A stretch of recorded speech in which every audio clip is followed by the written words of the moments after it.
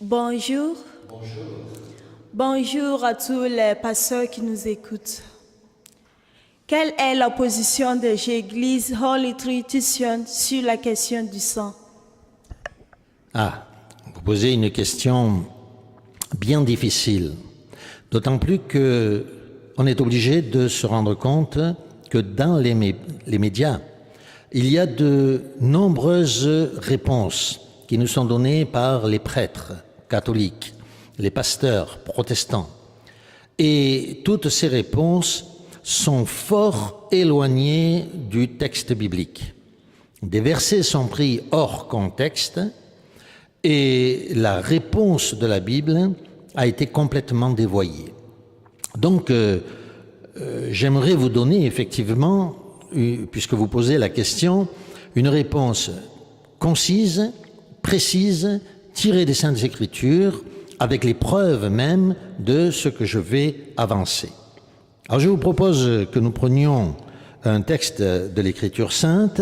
Tout d'abord, c'est celui du Lévitique au chapitre 17. Donc Lévitique 17, et nous pouvons lire à partir du verset 10. Donc je vous en fais la lecture.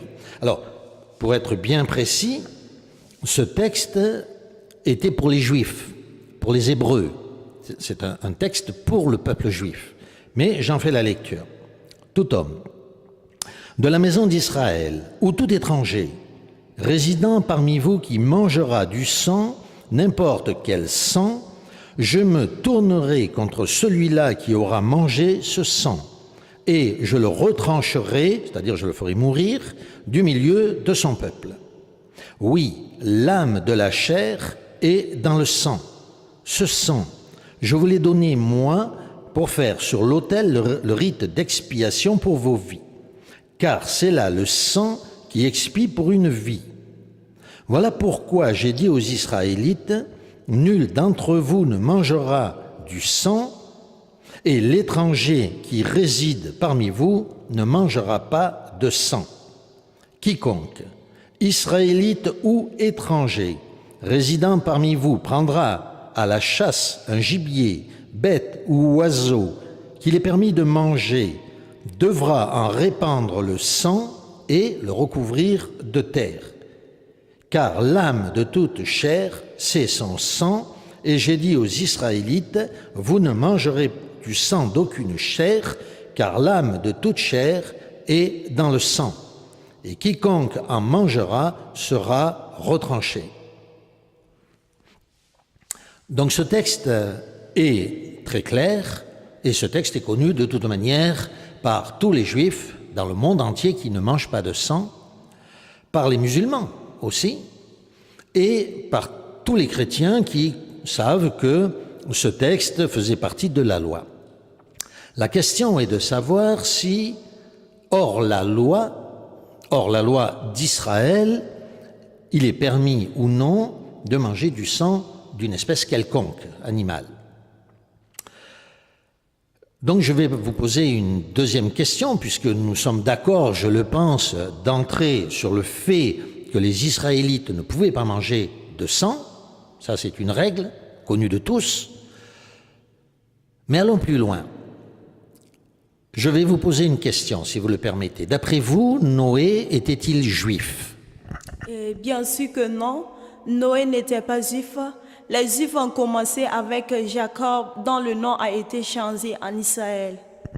Bien, je vois que vous êtes parfaitement informé de la question. Effectivement, le peuple juif démarre avec Jacob. C'est là que le peuple juif démarre. Avant lui, même Abraham est dit d'ailleurs, est appelé le père d'une multitude de nations.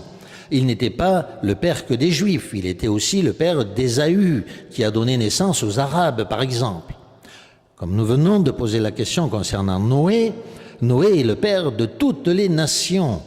Je pense que vous serez d'accord avec moi, c'est un fait scientifique, historique, que toutes les nations descendent des enfants de Noé.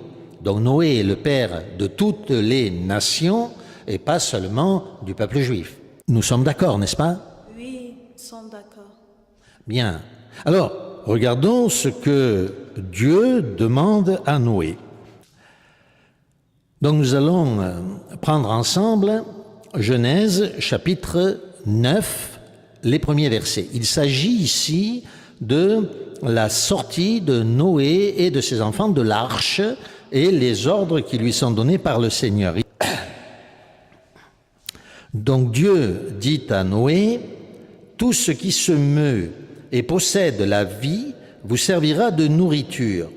Je vous donne tout cela au même titre que la verdure et les plantes, seulement vous ne mangerez pas de chair avec son âme, c'est-à-dire son sang. » L'ordre est clair, n'est-ce pas? Noé pouvait manger de tout, et de toute chair, de tout animal qui se meut sur la terre, mais il ne devait pas le manger avec le sang. Pourquoi? On peut donner diverses raisons. Ce n'est pas l'objet de notre discussion d'aujourd'hui. Il est évident qu'on ne peut pas, en l'affaire de quelques minutes, traiter tous les aspects de cette question qui sont très nombreux. Les preuves sont multiples et abondent. Je vous en donne juste quelques-unes rapidement. Nous aurons l'occasion, à travers d'autres vidéos, de revenir sur ces questions. Alors, nous venons de voir que les Israélites ne pouvaient pas manger de sang. C'était la loi de Dieu. Nous avons vu que Noé, qui n'était pas juif, mais qui était le père de l'humanité tout entière, a reçu l'ordre, et à travers lui, toute l'humanité, de ne pas manger de sang. Ici, il n'est pas question de la loi de Moïse, car je pense que vous serez d'accord avec moi, Noé n'était pas sous la loi d'Israël, puisqu'il n'était pas israélite, puisqu'il est venu avant la loi. N'est-ce pas? Bien. Maintenant, donc, qu'en est-il des premiers chrétiens? Je vous propose donc de prendre acte au chapitre 15. Alors, les choses sont les suivantes. Des gens qui prétendaient avoir été envoyés par Jacques arrivent dans l'église d'Antioche. Et ils affirment au peuple d'Antioche, aux chrétiens d'Antioche, à l'église, qu'il faut suivre la loi de Moïse. Alors bien sûr, ça sème le trouble dans l'église. Le trouble est tel qu'on décide d'envoyer Paul, Barnabas et les autres jusqu'à Jérusalem interroger les apôtres. Donc on réunit les apôtres et les anciens et on leur pose la question, est-ce que les tout premiers chrétiens qui sont issus des nations doivent suivre la loi d'Israël? Donc il y a un débat et à la suite de ce débat, l'apôtre Jacques, qui n'a pas du tout envoyé ces fameux chrétiens qui prétendaient avoir été envoyés de lui, s'exprime. Et il dit ceci, « C'est pourquoi c'est-à-dire Jacques, je juge moi qu'il ne faut pas tracasser ceux des nations qui se convertissent à Dieu, qu'on leur demande seulement de s'abstenir de ce qui a été souillé par les idoles, des unions illégitimes, des chairs étouffées et du sang. » Intéressant, n'est-ce pas? Donc on demande seulement à ces païens qui sont convertis, non pas de suivre la loi d'Israël, mais de s'abstenir de ce qui est important, à savoir des unions illégitimes, c'est-à-dire des adultères, de la fornication, des idoles, des animaux qui ont été étouffés, c'est-à-dire qui sont restés dans leur sang, et du sang lui-même qui a été sorti de l'animal.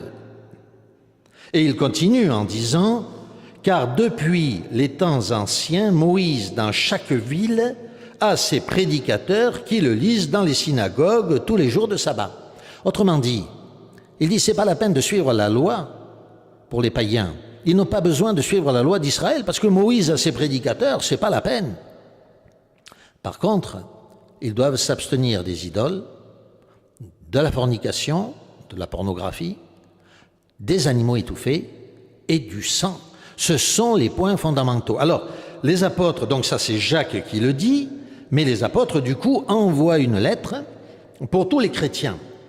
Et ils disent ceci, « Les apôtres et les anciens, vos frères, aux frères des païens qui sont à Antioche, en Syrie, en Cilicie, salut, ayant appris que sans mandat de notre part, certaines gens venus de chez nous ont par leurs propos jeté le trouble parmi vous et ont bouleversé les esprits, nous avons décidé d'un commun accord de choisir des délégués et de vous les envoyer avec nos bien-aimés Barnabas, Paul, ces hommes qui ont voué leur vie au nom de notre Seigneur Jésus-Christ.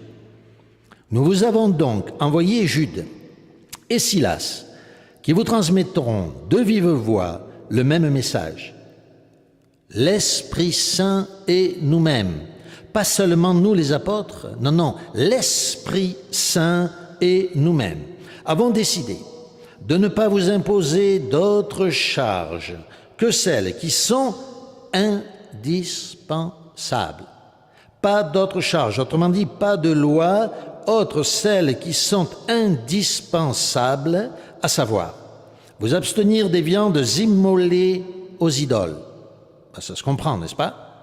Du sang, des chairs étouffées et des unions illégitimes. Oui, des unions illégitimes, bien entendu, mais les chairs étouffées et le sang sont mis au même niveau que l'idolâtrie et que les unions illégitimes. Est-ce que c'est pour des Juifs que cela a été écrit? Non, au contraire. Ces lettres sont envoyées à tous les gens des nations qui ont rejoint le christianisme. Les Juifs n'ont pas besoin d'être enseignés là-dessus. Ils ont déjà Moïse qui, dans chaque ville, dans les synagogues, les instruisent. Ces ordres sont donnés aux gens des païens qui ont embrassé le christianisme. Et la lettre des apôtres termine en disant « Vous ferez bien de vous garder de ces choses. » Adieu. Vous ferez bien de vous garder de ces choses. Je vais terminer par une pensée, c'est-à-dire les citations des tout premiers chrétiens. Comment cela se passait à l'origine dans le christianisme primitif, c'est-à-dire le christianisme du 1er, 2e, 3e siècle. Écoutons ce que nous enseignent les tout premiers chrétiens. Donc pas des chrétiens qui sont judaïsants, non. Vous allez le voir, sont des chrétiens qui arrivent pour beaucoup en 150 après Jésus-Christ, en 200, 250, 325 Eusèbe de Césarée, par exemple, après Jésus-Christ. Donc nous sommes dans les premiers siècles, tout premiers siècles. Écoutez, Justin, dans son livre La Grande Apologie, écrit « Rougissez, écrit-il aux Romains, rougissez d'imputer aux chrétiens des crimes dont ils sont si éloignés qu'ils ont même interdit sur leur table le sang des animaux, et que par cette raison, ils s'abstiennent des bêtes étouffées, mortes d'elles-mêmes, pour ne se souiller d'aucun sang. Vous ne l'ignorez pas, puisque parmi vos moyens de corruption, vous présentez à la fois des chrétiens des mets remplis de sang. » Autre citation, toujours de Justin. « Or, je vous le demande, pouvez-vous croire que ces hommes, donc les chrétiens, accoutumés à ne voir qu'avec horreur le sang des animaux, soient si fort altérés du sang de leurs semblables? Vous les reconnaissez, puisque vous les envoyez au supplice lorsqu'ils goûtent le sang. » Que nous dit Tertullien dans un autre de ses livres appelé Apologétique? Il écrit « Rougissez de votre aveuglement devant nous autres chrétiens, qui ne regardons pas même le sang des animaux comme un des mets qui nous est permis de manger. Aussi, pour les mettre à l'épreuve, vous leur présentez dans les arènes des saucisses gonflées de sang, bien convaincus que ce mets est défendu chez eux et que c'est un moyen pour les détourner de la voie. Comment pouvez-vous donc croire que ces hommes, dont vous en êtes persuadés, qu'ils exècrent le sang animal, sont avides de sang humain? Écoutons ce que nous dit donc, comme je le citais tout à l'heure, Eusèbe de Césarée, et là nous sommes maintenant en 325 après Jésus-Christ. Il écrit, parlant d'une chrétienne qui a subi le martyre, Biblis parla ainsi devant les autorités romaines qui l'interrogeaient. Comment ces gens-là, c'est-à-dire les chrétiens, mangeraient-ils de petits enfants alors qu'il n'aurait même pas permis de manger le sang des animaux? Un autre chrétien romain célèbre Ménicis Félix. Si grande, dit-il, est notre répugnance pour le sang humain que nous nous abstenons même d'employer dans notre alimentation le sang des animaux. Voyez, que ce soit par ordre donné aux Juifs de ne pas manger de sang, que ce soit par ordre donné au Père de toute l'humanité non juive, Noé, de ne pas manger de sang, que ce soit par ordre donné aux chrétiens, par le Saint-Esprit et le collège des apôtres, aux païens, c'est-à-dire aux gens issus des nations, de ne pas manger de sang, de ne pas consommer de sang ni d'animaux étouffés.